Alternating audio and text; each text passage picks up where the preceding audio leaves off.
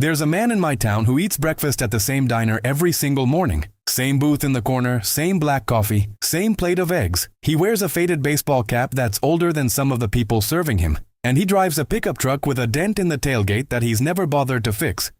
If you sat across from him at that diner, you'd probably assume he was a retired mechanic getting by on a small pension.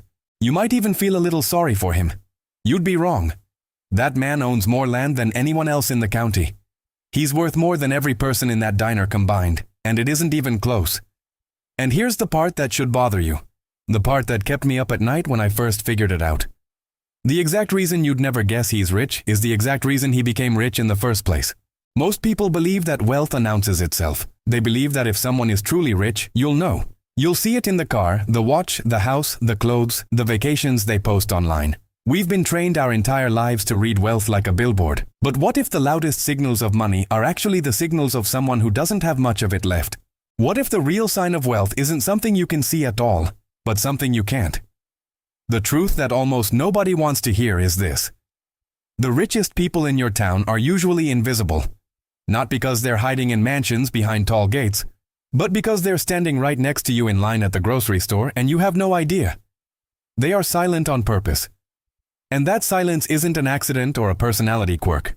It is the strategy. It is the single most underrated wealth-building tool in the world, and almost nobody is using it. I'm just a regular guy who got obsessed with one simple question years ago. Why do some people who don't look rich end up wealthy, while some people who look incredibly rich end up broke and terrified?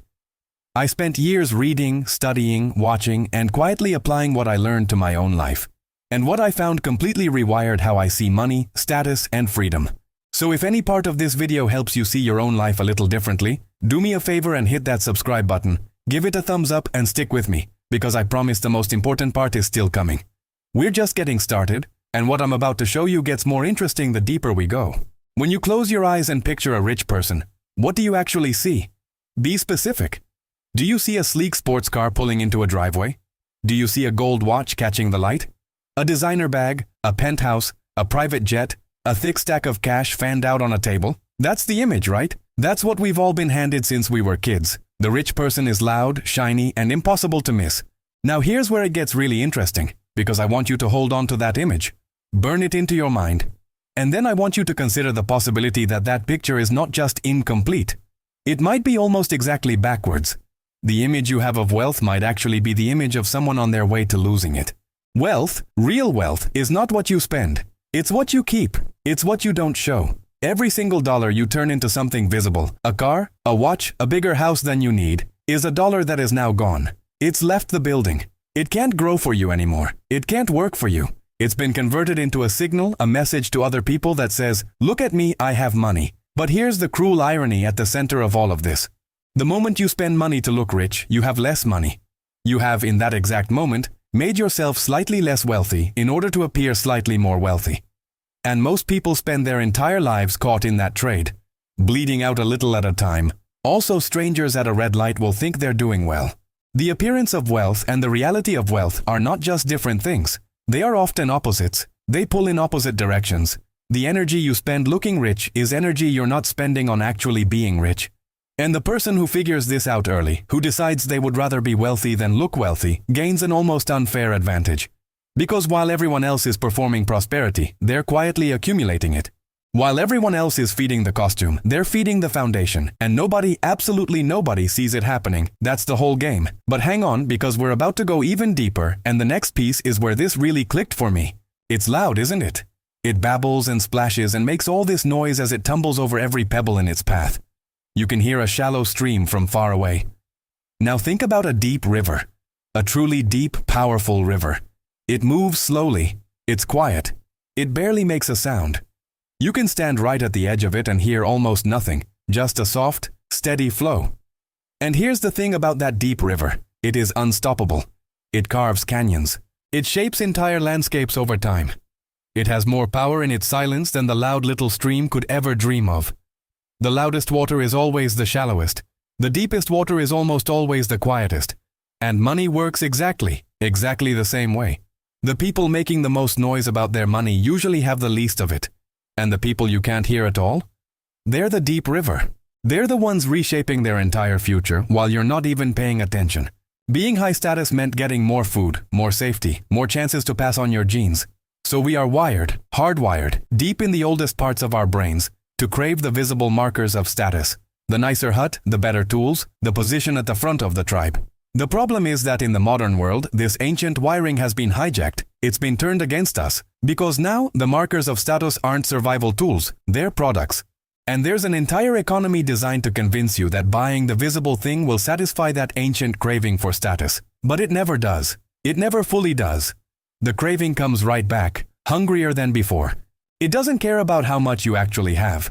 It only cares about how much you have compared to the people around you. That's the whole mechanism. So even if you're doing genuinely well, the moment someone in your circle gets something newer, something shinier, something bigger, that old part of your brain sounds an alarm. It tells you you're falling behind. It tells you need to catch up right now, or you'll lose your place in the tribe. And for most of history, your tribe was maybe 150 people, the folks in your village. But now your tribe is the entire internet. Now you're comparing yourself all day, every day, to the most curated, most exaggerated, most filtered highlight reels of millions of strangers. People showing off the car, the trip, the house, the watch, all of it staged, all of it performance, much of it financed and faking it. And your ancient brain doesn't know it's fake. It just feels the alarm, over and over, all day long. It feels like everyone is winning except you. And so you spend not because you wanted the thing, but because you wanted the feeling of not being behind. You're not even buying products anymore. You're buying relief from an anxiety that an entire industry is manufacturing on purpose, around the clock, just to get you to open your wallet. And here's the brutal truth most people never figure out. The people whose lifestyles are making you feel poor are very often the ones who are actually poor underneath it all, drowning in debt to maintain the very image that's making you feel inadequate. You're chasing the appearance of people who can't actually afford their own appearance. It's a hall of mirrors, and almost everyone is lost inside it. But the silent ones, the deep rivers, they walked out of that hall a long time ago. And I'm going to show you exactly how they did it, because it comes down to one fundamental shift. And it feels urgent. It feels emotional. Because that fear is coming from a very old and very loud part of your brain. But growth mode is completely different. In growth mode, you've stopped playing defense against other people's opinions. You've gone quiet, internally and externally. You're not asking what will they think. You're asking what will this become. You stop optimizing for the next 5 minutes of approval and start optimizing for the next 20 years of freedom.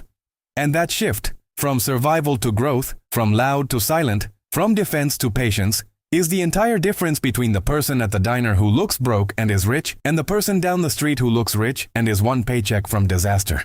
But here's the part most people completely miss, and it's the part that gives all of this real weight. And the findings shocked almost everyone who read them, because they shattered the picture we all carry around in our heads. What the research found, over and over, is that the typical millionaire does not look like a millionaire at all. They tend to live in modest, ordinary neighborhoods. They tend to drive used cars, often for years past the point where they could easily afford something new. They buy reasonable clothes. They don't wear flashy watches. They live, in a word, below their means. And the people who do the opposite, who buy the big house in the fancy zip code, the leased luxury cars, the closet full of designer everything, those people very often have high incomes, but almost no actual wealth, because everything they earn flows straight back out the door in the form of appearances. A high income is not wealth. A nice car is not wealth. A big house is not wealth. Those can all be signs of wealth, or they can be signs of someone drowning in debt who's very good at hiding it. The only thing that's actually wealth is the gap. The gap between what you earn and what you spend, compounded patiently over time. And the silent people, the quiet ones, the deep rivers, they have learned to protect that gap with everything they have. They guard it, they feed it, they let it grow in the dark while everyone else is busy spending theirs on a spotlight. They've looked at people who suddenly came into a lot of money, and what they found is fascinating and a little tragic. There's this powerful effect where humans adapt to almost anything. You get the new car, and for a few weeks it feels amazing. Then it just becomes the car. You get the bigger house, and within months it just becomes the house, and now you're looking at the next thing. Psychologists have a name for this. They call it the hedonic treadmill. You keep running, you keep buying, you keep climbing, but your baseline happiness keeps resetting, so you never actually get anywhere. You're sprinting on a treadmill, exhausting yourself, and the scenery never changes. The loud spender is running on it as hard as they can, buying thing after thing, upgrade after upgrade, certain that the next purchase is the one that'll finally make them feel like they've arrived. But the treadmill just speeds up. Each new level of spending becomes the new normal, the new baseline. And now they need even more just to feel the same little hit they felt before. They can never stop running. Because the moment they stop, they feel like they're falling backward. That's not wealth. That's a trap with a great view. And the silent millionaire? They had the wisdom, or maybe just the exhaustion, to step off that treadmill entirely. They stopped chasing the feeling of more and started building the reality of enough. And the moment you step off that machine, you realize something incredible. The ground was right there the whole time. You were never actually getting anywhere by running. But here's where it gets even better, because once you understand this, the whole thing stops feeling like some impossible secret. They're doing basic arithmetic with iron self-control. That's it. They're taking the simple math that everyone already knows, spend less than you earn, invest the difference, give it time, and they're actually doing it, while everyone else just nods along and then goes and finances a truck they can't afford. The reason it feels like a secret is that the behavior is so quiet and so unglamorous that it's almost invisible. There's nothing to post about. There's no exciting moment. It's just 1,000 small, boring, disciplined decisions repeated over years that no one ever sees. The loud path is exciting. Buying the new thing feels amazing in the moment. Posting it, getting the likes, the comments, the little burst of attention, that's a real high. The quiet path offers none of that. It offers something much slower and much quieter. Just a number growing a little bit at a time in an account you barely look at. And our brains are not wired to get excited about slow and quiet. We're wired for the flash, the bang, the immediate reward. So the silent millionaire has to make peace with boring. They have to find a strange kind of satisfaction in the quiet. They have to learn to feel the win internally where nobody else can see it, instead of needing the world to celebrate it for them. And here's the strange part. Once you learn to do that, once you learn to find peace in the quiet progress, you've basically already won. Because you've broken free of the exact craving that keeps everyone else broke. The magic isn't in the knowledge. The magic is in the silence and the patience that lets the knowledge actually work, and almost nobody is willing to be that patient or that quiet, which is exactly why so few people end up there. But stay with me because we're about to hit the piece that changes this from a strategy into something much more powerful. The person who builds silent wealth doesn't wake up every morning fighting the urge to splurge, white-knuckling their way past every temptation. No. They've become a different kind of person. They've become someone who simply does not need to be seen. Someone for whom the approval of strangers has lost its grip. Someone who finds a deep, steady satisfaction in the gap growing quietly in the background, far more than they'd ever find in a new gadget or a flashy car. And when you become that person, the discipline stops feeling like discipline. It just feels like you. It feels natural. The temptations don't disappear, but they lose their power. Because they're trying to sell you something you've genuinely stopped wanting.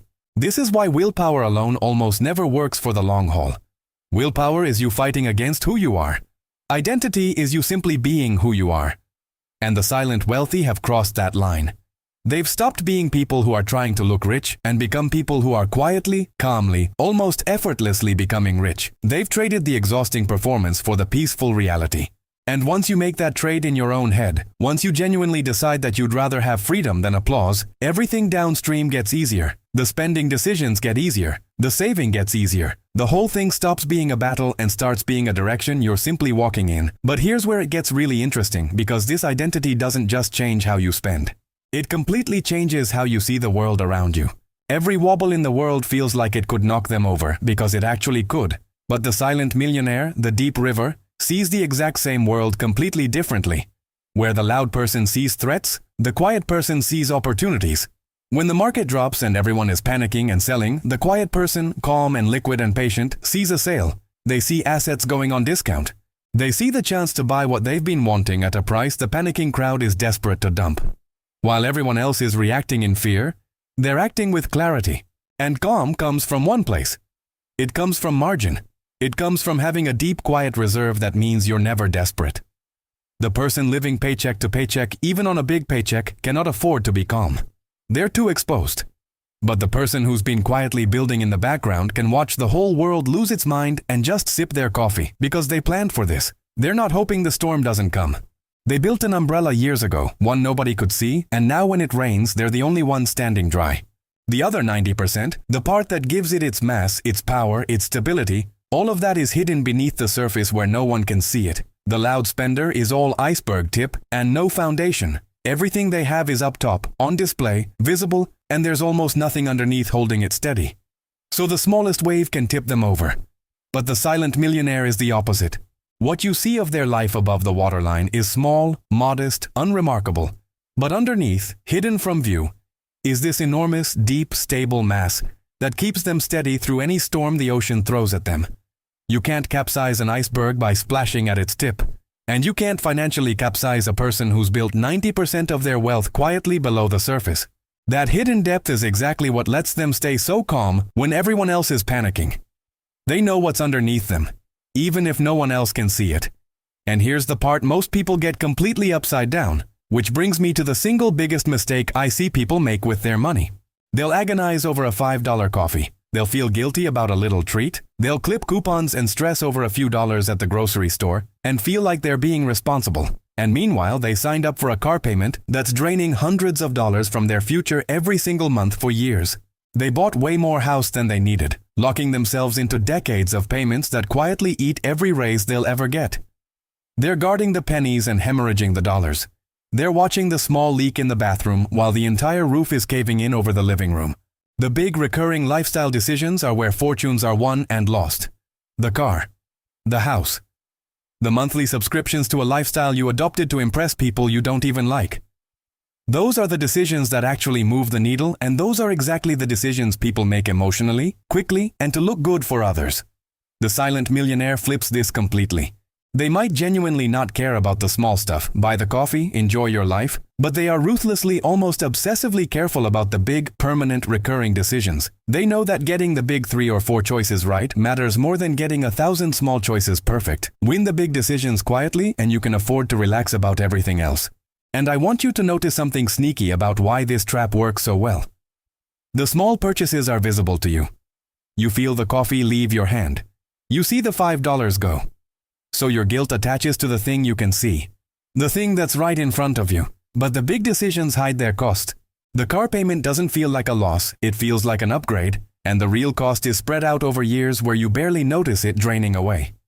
The mortgage on too much house doesn't feel like a leak, it feels like success, and meanwhile it's quietly swallowing every raise and bonus you'll ever earn for the next 30 years. The most expensive decisions in your life are the ones that feel the best in the moment and hurt the least when you make them. That's what makes them so dangerous. Your guilt is pointed at the coffee while the real money pours out the back of the house through doors you don't even think to look at. So if you take one practical thing from all of this, let it be this. Stop agonizing over the small stuff. Point all of that attention, all of that care, at the 3 or 4 biggest recurring decisions in your life. That's where the silent fortune is actually built or destroyed. And this changes so much more than just your bank account, because the effects of this ripple out into every corner of your actual life. The person with a deep, quiet reserve can walk into their job differently. They can take the risk, speak up in the meeting, say no to the toxic project, even walk away from a bad boss because they're not financially terrified. They have what some people call a freedom fund. And it changes the entire power dynamic of their working life. They work because they choose to, not purely because they're trapped. Now think about relationships. So much stress in relationships comes down to money, to the fights, the pressure, the resentment that builds when finances feel out of control. The quiet builder, with their calm reserve, removes an enormous source of that tension. They're not bringing financial panic to the dinner table. The loud person, no matter how rich they look, is often trapped. They've built a life so expensive that they can never stop running. The car, the house, the image all demand to be fed every single month, forever. They've built themselves a beautiful, shiny cage, and they have to keep working just to pay for the bars. But the silent person, the one who kept their life modest while their wealth grew quiet and deep, has built something else entirely. They've built options. They've built the ability to walk away, to slow down, to choose. They've traded the appearance of freedom for the actual thing, and there is no comparison between the two. None.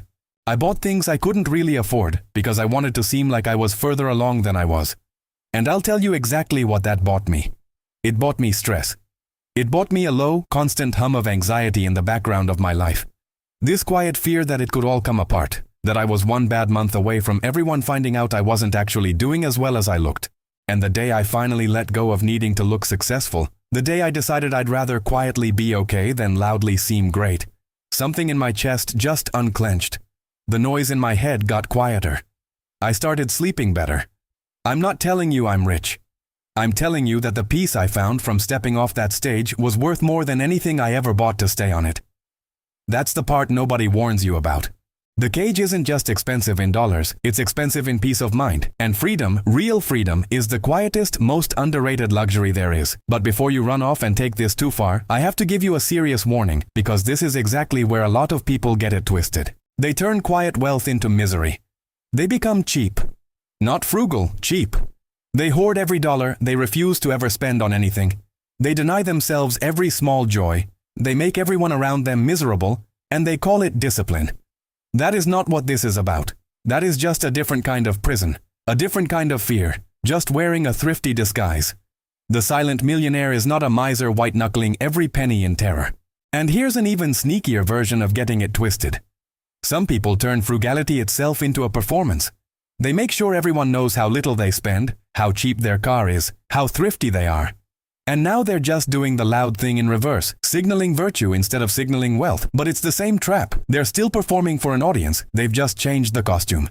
True silent wealth isn't loud about being rich, and it isn't loud about being frugal either. It's just quiet. Period. The whole point isn't deprivation, the point is intention. It's spending freely and even generously on the few things that genuinely matter to you, the things that actually bring you joy or peace or connection, and refusing to waste a single dollar on the things that are only there to impress strangers. It's not about having less. It's about being free from the need to prove anything to anyone. The miser is still a slave to money, just in the opposite direction. The silent millionaire isn't a slave to money at all. They've made money a quiet servant. And that is the entire difference. Now let me make all of this real for you with a story, because I think this is where it finally lands all the way. We'll call them Dave and Sam. And I want you to imagine they start in the exact same place. Same town, same age, same starting salary at the same kind of job. Truly identical starting lines. Now Dave wants the world to know he's doing well. The day he gets his first real raise, he goes out and buys a brand new truck, the big one, fully loaded, with payments that stretch out for years. He feels incredible driving it off the lot. People notice. He gets the bigger apartment in the nicer part of town. A couple years later, a boat. Every time he gets ahead, he reaches for something visible, something the neighbors and co-workers can see. And from the outside, Dave looks like the most successful guy in town. He looks rich. People assume he's killing it. When his raise comes, he keeps driving his old paid-off car, the one with the little rattle and the faded paint. He stays in his modest place a few years longer than he technically has to. And the difference, the gap between what he could spend and what he chooses to spend, he quietly puts to work. Into investments, into ownership, into things that grow silently in the background where nobody can see them. For years, Sam looks like the guy who's just getting by. Nobody's impressed. Nobody assumes anything about Sam. He's invisible. He's the deep river, moving slow and quiet, while Dave's shallow stream splashes loudly down the street in a brand new truck. He still looks successful, the trucks have gotten newer, but underneath the surface, he's trapped. Every raise he ever got was immediately swallowed by a bigger payment, a nicer thing, a higher rung on a ladder that never ended. He can't stop working, not for a month, not for a week, because the whole structure would collapse without the next paycheck. His shiny life owns him. And Sam? Sam still drives a normal car. Sam still lives in a regular house. From the outside, after 20 years, Sam looks almost exactly the same as he did at the start. But underneath that calm, ordinary surface, the deep river has carved a canyon. Sam has options Dave can't even imagine. Sam can slow down, take risks, weather any storm, walk away from anything that no longer serves him. Imagine there comes a day when both Dave and Sam hit a hard patch at the same time. Maybe the industry they work in takes a hit, layoffs come, and for Dave, this is a 5-alarm catastrophe. He's got payments stacked on payments, no real cushion underneath him, and the panic is immediate and total. He has to take the first job he can find, on whatever terms, because the cage demands to be fed and the bars won't wait. For Sam, the very same hit is just a season. An inconvenience, maybe even an opportunity to rest, to rethink, to wait for the right thing instead of grabbing the first thing. Same storm. One man gets knocked flat. The other barely feels the wind. And the only difference, the entire difference, was built quietly, invisibly, over 20 years of choices nobody ever saw or applauded. Same starting line. Two completely opposite finish lines. And the only real difference between them was what they chose to do with the gap, and whether they needed the world to see it. That story plays out in every town in the world, every single day. And it leads to the most beautiful part of all of this. The part I really want you to take with you. It's not about deprivation or sacrifice or grinding yourself down for some far-off payoff. At its heart, The silent path is about something much more beautiful than money. It's about clarity. It's about peace. It's about freedom.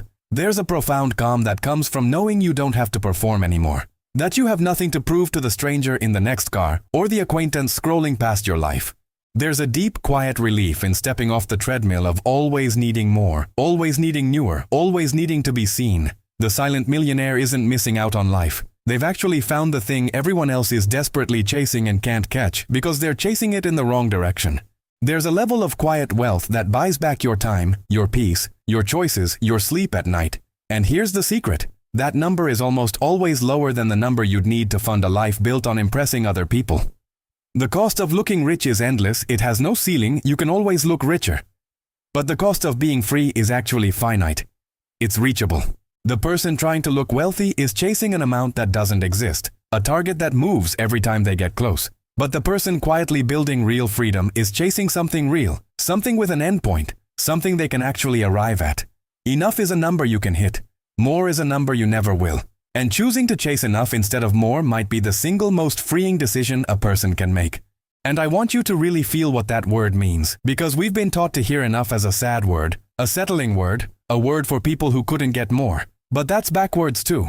Enough isn't settling, enough is winning. Enough is the finish line that the person chasing more will never, ever cross, because they keep moving it further away with their own two hands.